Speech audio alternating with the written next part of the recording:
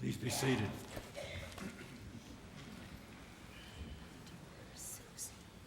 It just really seemed appropriate that during that song that we should have handed out various accoutrements, maybe a bishop's mitre and whatever, and had you parade around the church while we sang that. It just fits that sort of thing.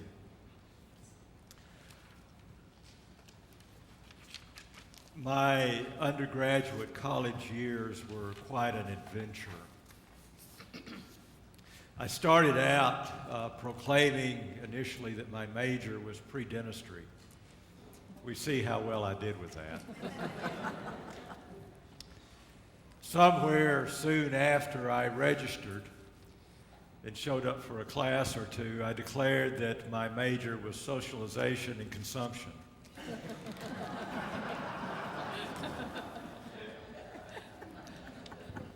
Which set about a whole trek and journey throughout the first year of college of what am I majoring in. By the end of the year, I had decided it was going to be ag business. I'm not sure why agricultural business appealed to me other than I had a frat brother who was going to do it. But we see how well I did with that. It became for me a search and a struggle as to what I was going to do. And I messed around with it for the first couple of years, and then I moved from a junior college to a university. And lo and behold, my junior year, I had to declare a major. So I did. I said, yeah, what the heck? I'll major in history. That'll give me a lot of applicable daily life skills so that I can get a good job. The number of my colleagues who graduated with a degree in history the same year I did that are now insurance agents is phenomenal. But what happened was I had fallen in love with history. It happened during my sophomore year. And then as I began to read more and more, I began to develop a deep and great appreciation for history. I also developed a huge appreciation for literature. I fell in love with the stories of our lives, the stories throughout history. Loved British literature and American literature, and fell especially in love with the literature of the American South. What beautiful things I could read and hear and see in those stories. Excuse me, and stories became very, very important for me, even as I went to seminary. And I began to more deeply understand and read the Scriptures. For you see, if there's nothing else to our Scriptures than this, they are the stories of our faith.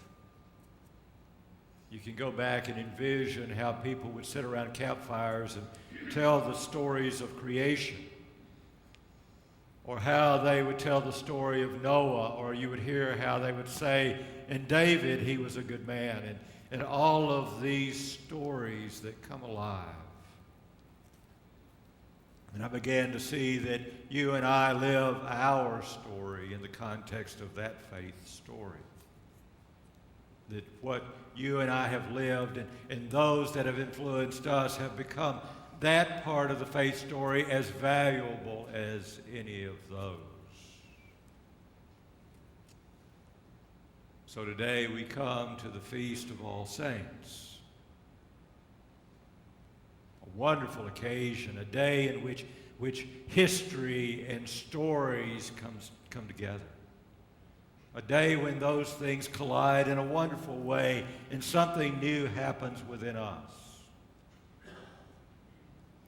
Perhaps it may seem a bit odd to you that we do this, that we think mainly of those folks we might call the big saints, you know, the apostles and St. Teresa of Avila and St. Francis and all those folks that may readily come to mind, that this is a day to celebrate them, but I think there's something more to it. Did you know that the term saint, the word saint, in its Greek origin, means Holy One? But if you take it all the way back to its Hebrew origin, it means set about for God's service. Set about, or set apart for God's service. Does that sound familiar? It's something that we do every time we gather at the font to baptize someone. We set them apart for God's service. So maybe our coming together today to talk about these saints that have been parts of our lives, maybe that's not such a far-fetched thing for us to do. In 1997, a great saint received a Lifetime Achievement Emmy, Fred Rogers, Mr. Rogers. I consider him to be one of the greatest saints of the 20th century. He made a speech there, and then 2 years later, he was inducted into the Hall of Fame, the Television Hall of Fame, and he used part of that same speech. Those of you who are Facebook friends with me, I posted that video from the second one on there if you want to watch it. And it's absolutely incredible and very moving. For he talks about within the context of the media and television that each person who participates in that media or that activity is called to be a servant of the community, a servant of everyone around them. They're there to highlight those stories and those aspects of life that build us up and support us and encourage us. And then he did a really neat thing, which I found very moving. He said, now I want you to do something. For 10 seconds, I'm going to stop, and I want you to think for a moment about who the servants were in your life or are in your life. And he said, as you do that, I want you just to be aware of them. And afterwards, as he called them back together, he said, whether they're here on earth or in heaven, don't you think that they are proud that you thought of them? So I'm going to steal that today. And I'm going to ask that for 10 seconds,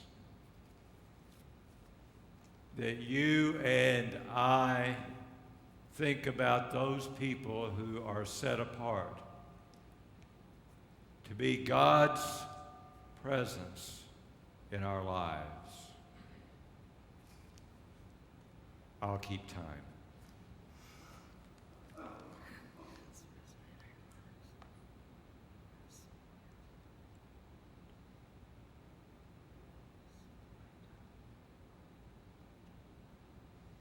I submit to you that those servants that you thought of, they are saints.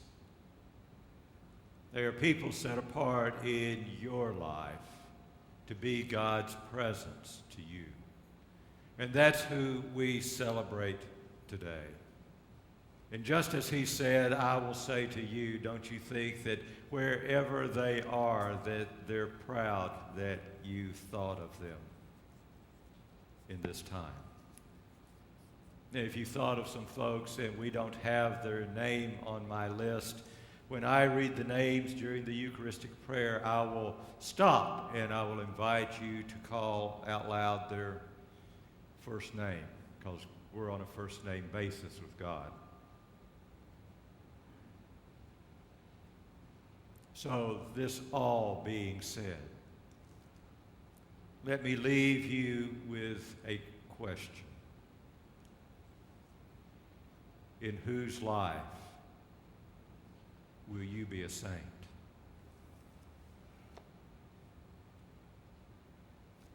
Amen.